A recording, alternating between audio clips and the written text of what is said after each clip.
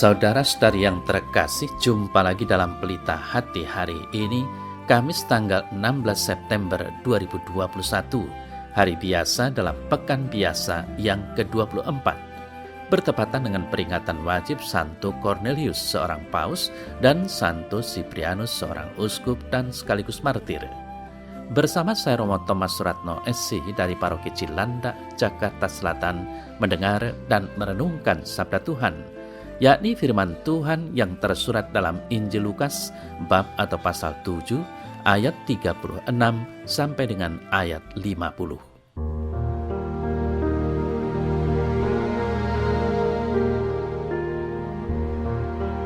Pada suatu ketika, seorang Farisi mengundang Yesus untuk datang makan di rumahnya. Yesus datang ke rumah orang Farisi itu lalu duduk makan. Di kota itu ada seorang perempuan yang terkenal sebagai seorang berdosa. Ketika perempuan itu mendengar bahwa Yesus sedang makan di rumah orang Farisi itu, datanglah ia membawa sebuah buli-buli pualam berisi minyak wangi. Sambil menangis ia pergi berdiri di belakang Yesus dekat kakinya, lalu membasahi kakinya itu dengan air matanya dan menyekanya dengan rambutnya. Kemudian ia mencium kakinya dan meminyakinya dengan minyak wangi itu.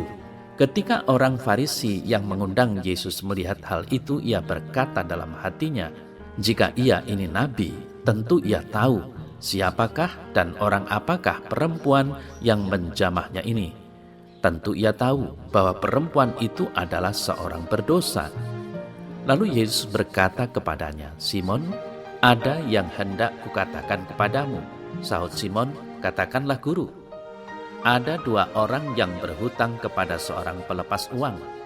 Yang seorang berhutang 500 dinar, yang lain 50. Karena mereka tidak sanggup membayar, maka ia menghapuskan hutang kedua orang itu. Siapakah di antara mereka yang akan terlebih mengasihi dia?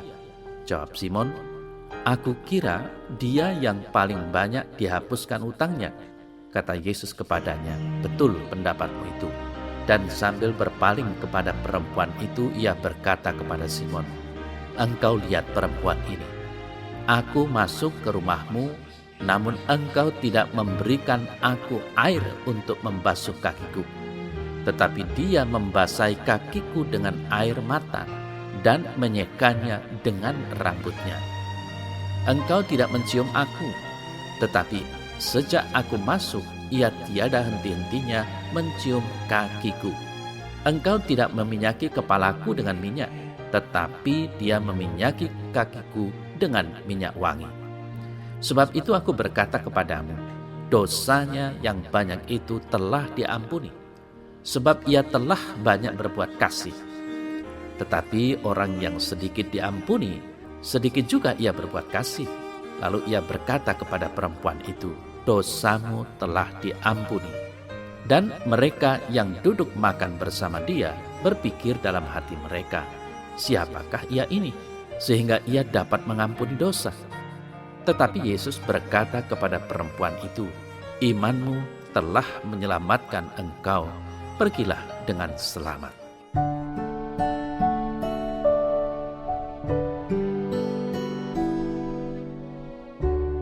Saudara-saudari yang terkasih, dalam iman Kristiani, keselamatan kekal merupakan murni anugerah dari Allah.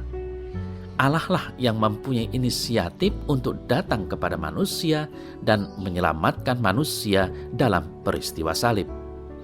Maka ukuran keselamatan bukanlah tentang seberapa besar perbuatan baik yang sudah dilakukan. Jaminan keselamatan bukanlah seberapa sering kita berbuat amal kebaikan. Lebih besar daripada itu, janji keselamatan merupakan anugerah dari Allah yang Maha Rahim dan berbelas kasih. Saudara-saudari yang terkasih, warta Injil hari ini berbicara tentang pengampunan dan keselamatan karena iman. Seorang perempuan berdosa datang kepada Yesus di tengah kerumunan orang banyak. Tanpa kata-kata, ia menunjukkan kasih dan pertobatannya dengan tindakan konkret, mengasihi sesama dengan sepenuh hati. Pada akhir kisah, Yesus dengan jelas mengatakan, imanmu telah menyelamatkan engkau, pergilah dengan selamat. Perempuan itu tidak mengatakan bahwa aku menyesal atas dosa-dosaku, namun ia menunjukkan dengan perbuatan bagaimana ia sebenarnya rindu akan kebebasan dari dosa.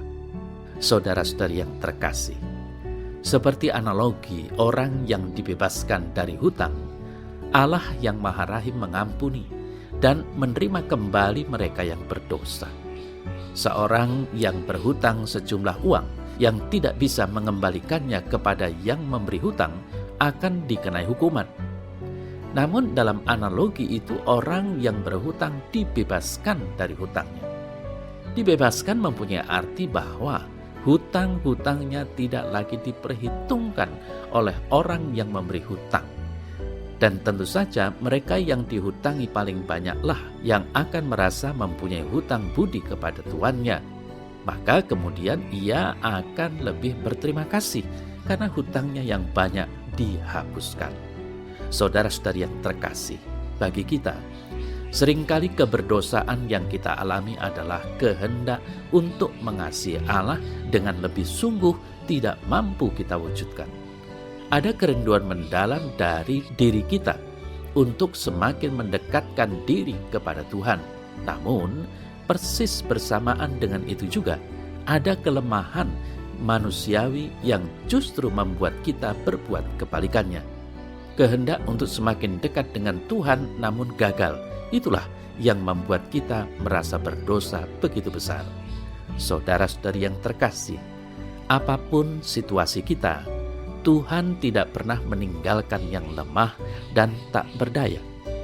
Perempuan yang datang kepada Yesus adalah representasi diri kita yang lemah dan terpuruk dalam keinginan untuk mencintai Tuhan dengan sungguh namun gagal. Mari kita mohon rahmat dari Tuhan agar hidup kita menjadi hidup yang penuh berkat, sehingga kita tetap berani dan mampu datang kepada Tuhan untuk mohon pengampunan.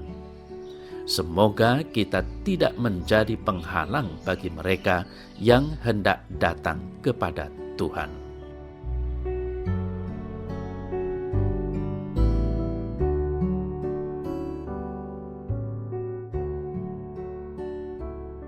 Dalam nama Bapa dan Putra dan Roh Kudus. Amin.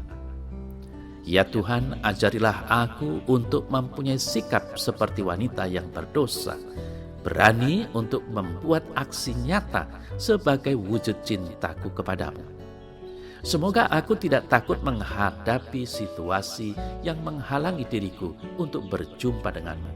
Tuhan, mampukan aku juga untuk menghantar orang lain datang kepadamu. Amin. Dalam nama Bapa dan Putra dan Roh Kudus. Amin.